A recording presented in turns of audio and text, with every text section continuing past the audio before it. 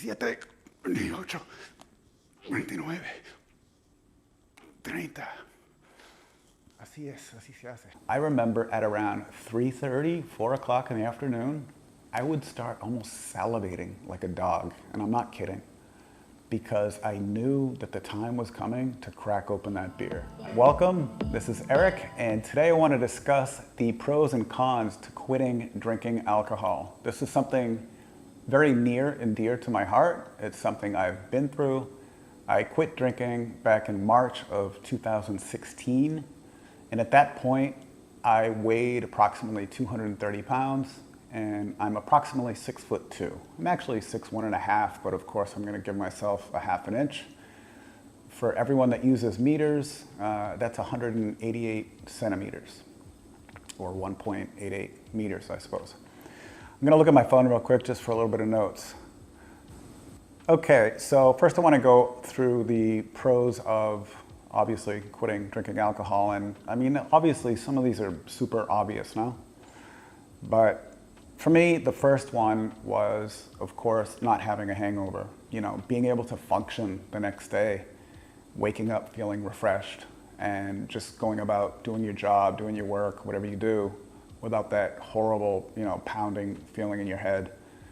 And the other one I want to discuss is, eating healthier. I mean, by far, when you're not hungover, you don't have that craving, that hankering for, is that a word, hankering? I remember that in a commercial when I was a kid, hankering or hunkering or for a chunk of cheese. I forget that really old commercial, you can tell how old I am. Anyway, if you know that commercial, what the hell I was talking about, let me know in the comments. I'm so hungry, I could eat a wagon wheel. When I'm slow on the draw and I need something to chaw, I hanker for a hunk of cheese. The next thing I want to discuss is improved self-confidence. When you quit drinking, even if you don't exercise, you're going to immediately start becoming a little bit more self-confident with your appearance. And it's not just weight loss, obviously that's huge, and it was especially for me. But just even in your face, I think your face is the first part where you're gonna start seeing some weight loss. And obviously people don't talk about this a lot, but let's face it, everybody is naked when they get out of the shower and they look at themselves in the mirror. They know what they are. You know what you are. Take a look. I want to have increased strength and flexibility as well. I want to look good naked. How does your face look, Is it chubby? Is it clear? Do you have a double chin? That's a lot of that is from drinking. It's excess calories, it's empty calories. So you'll see an immediate benefit if you're able to quit drinking and just put that behind you. I know it's not easy. I was able to do it cold turkey. I know that's not easy for everyone. I never went to AA, never did any of that stuff. But I am fortunate that I am blessed with a certain willpower, whether it's quitting drinking or exercising. I'm very strong-willed that way. I almost never miss my routine that I do. And so that's a major benefit. Going on, getting compliments. First thing you're gonna see, of course, is people complimenting you. And regardless what you might think, people like getting compliments. Who doesn't? I think maybe some, hot chicks might get tired of, compliments, but I don't know. I think deep down inside, even those girls, they like when some guy says, "Oh, you're beautiful, you're so hot." Those simps that, are like that. Yeah, people like compliments. And a lot of people, the first thing, they'll see you and they'll say, "Wow, you look great. What did you do?" Or "Looks like you've lost weight," or something like that. And it feels good. It feels good inside to know that you're actually making a change with your life and you're not depending upon alcohol as part of your life. I remember specifically, and this is no lie, this is how bad it got.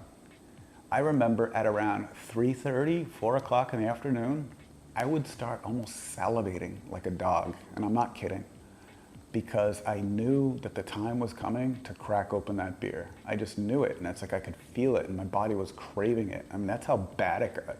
I mean, that's disgusting. I mean, that's how it was. And since I had my own business and I worked from home, I right around 3:30, maybe 4, I opened up my first beer. I might have still worked for another hour while I was drinking, but you know, that's no way to live. I got that salivating feeling, like I said, almost like like I need to have it. And that's when I knew, like, this is bad. Something's gonna change. And again, even then, okay, I was around, at my worst, I was 230, 36-inch waist. But I still worked out because I had that discipline. I still lifted weights and stuff like that. But, you know, I was carrying around extra weight and I had a large waist. And I had, like, you know, a little bit of man boob action going on. And so when I quit, it didn't take that long. I mean, I dropped weight very quickly. I got into intermittent fasting, which I love, which I've been doing now for several years.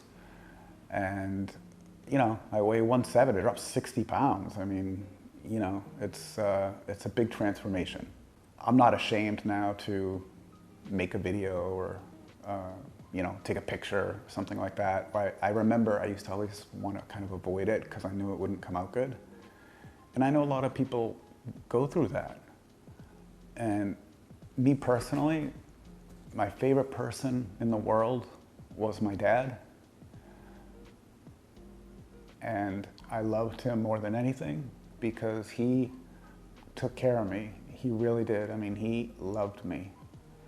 It didn't matter if he had, you know, $50 in his pocket. If I asked him for something, he would give it to me. He just loved me so much unconditionally.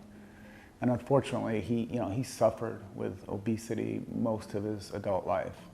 And he tried things, but, you know, this was back when, you know, we didn't know a lot about health and fitness, and, you know, he did like Weight Watchers and this and that, but we didn't know what we know today.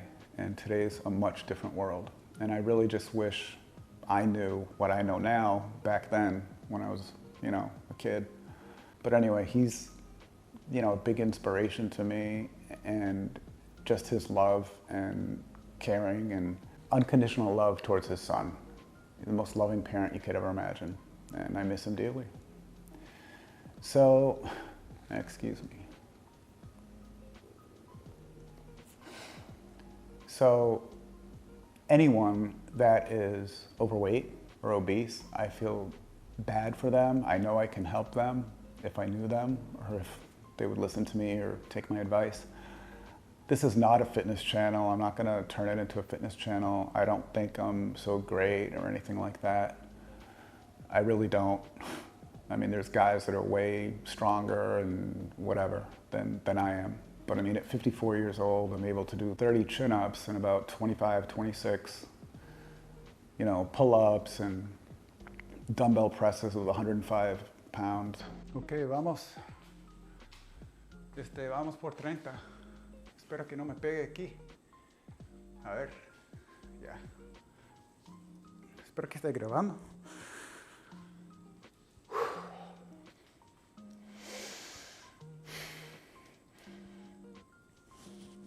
1, 2, 3, 4, 5, 6, 7, 8, 9, 10, 11, 12, 13, 14, 15, 16, 17, 18,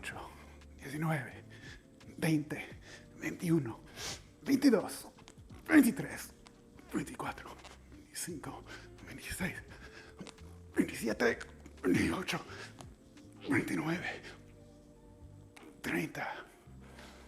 Así se hace. I want to talk now about the negatives. Okay, it's not all everything through rose-colored glasses when you could quit drinking.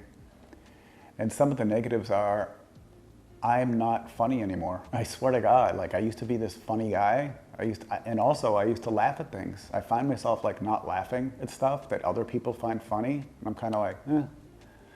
And before, I was always laughing, I was making jokes, I was funny. And that's gone. And I don't necessarily know why. Maybe it's because, you know, I hit depression. I do take antidepressants. And I also take a pill for insomnia. and I've been doing that for years. And perhaps that's why I don't know, I don't find things that funny, or I'm not personally that very funny. And so I used to be, I swear to God, I used to be. People used to laugh at me all the time. I used to make jokes, and that whole kind of ha ha ha stuff is completely gone, and it's really not part of my life anymore. I lost my social life. I have zero social life. Granted, you know, I moved to another country, so I guess that could be expected, but even like my desire to, well, I shouldn't say that. I mean, I would like to have friends. Who doesn't want to have friends? But the only thing I have is my old, you know, like high school friends on Facebook, you know, and that doesn't count. I mean, it just doesn't. What do? You wish them happy birthday once a year. You say, oh, cute photo, you like their stuff. It's not a social life. It's not. It sucks. In fact, I hardly ever go on Facebook. It's just not my cup of tea. It's not my thing. You know what I'm saying? So, in here, you know, I'm in Mexico. Even though I speak the language, they still, you got to understand, I don't belong here. And any American that thinks that they belong, you know, in Mexico or any country for that matter, you really don't. I mean, you're a foreigner no matter what. I don't care if you speak perfect, fluent Spanish. You're American. You are, and even if you like it or you don't like it, you'll always be the odd person here or in any country. And so you gotta kind of wake up to the reality of that. Thanks for watching.